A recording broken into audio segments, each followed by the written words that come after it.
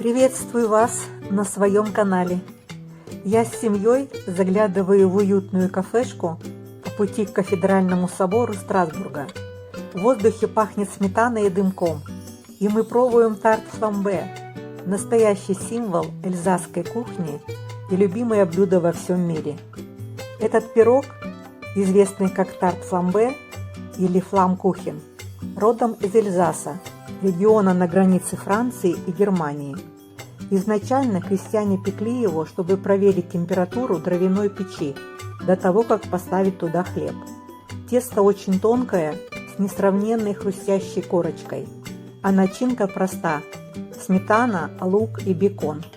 Отсюда и название фламбе – запеченный в пламени. Сегодня научимся готовить его дома. Приготовим тесто. К просеянной муке добавьте соль, перемешайте, добавьте желток. Желток делает тесто эластичнее и чуть мягче. Теплую воду, растительное масло и ложку уксуса винного или яблочного. Замесите мягкое эластичное тесто. Классическое эльзасское тесто для тарт-фламбе очень простое, на воде, муке, масле и соли, без дрожжей и разрыхлителей. Это дает тонкую и хрустящую корочку, ближе к хрустящему лавашу.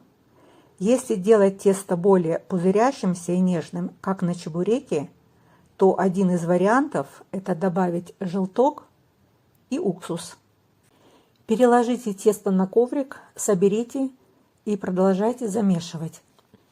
Это тесто замешивается 5-7 минут.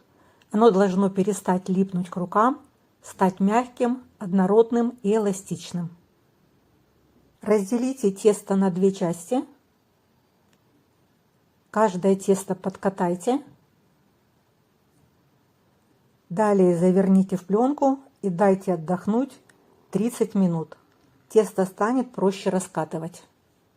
Приготовим начинку. Выбирайте сладкий лук, например, лук-шалот или красный лук, для мягкости и уменьшения резкости.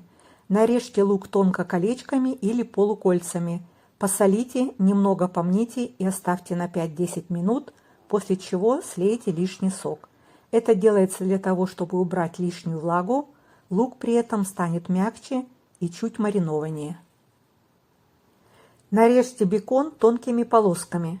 Бекон выбирайте качественный, натуральный, с дымком. Можно использовать вместо обычного бекона кусочки копченого сала. Я использую сырокопченый бекон. Грибы тонко порежьте. При желании обжарьте грибы на сухой сковороде или с каплей масла, чтобы испарилась лишняя влага. К сметане добавьте соль, перец. Я использую смесь перцев, а также щепотку мускатного ореха. Хорошо перемешайте.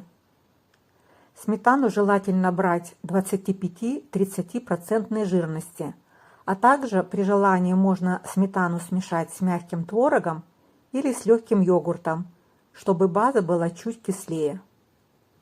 Разогрейте духовку до максимально возможной температуры, лучше всего около 250-280 градусов.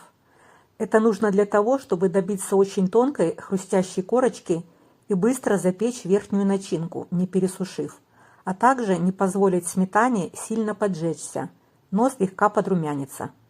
Раскатайте тесто очень тонко, чуть ли не на толщину бумаги. Перенесите на пергамент, а далее на разогретый противень. Смажьте сметанным кремом.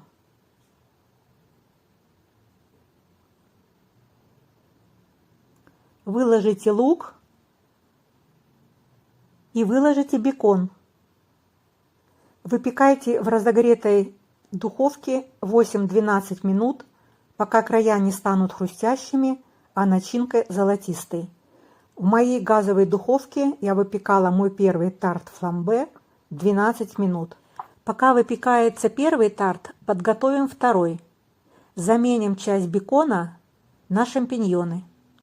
Тарт-фламбе многие хозяйки выпекают на обратной стороне противня, то есть ставить противень изнанкой вверх на выпуклую или ровную внутреннюю сторону.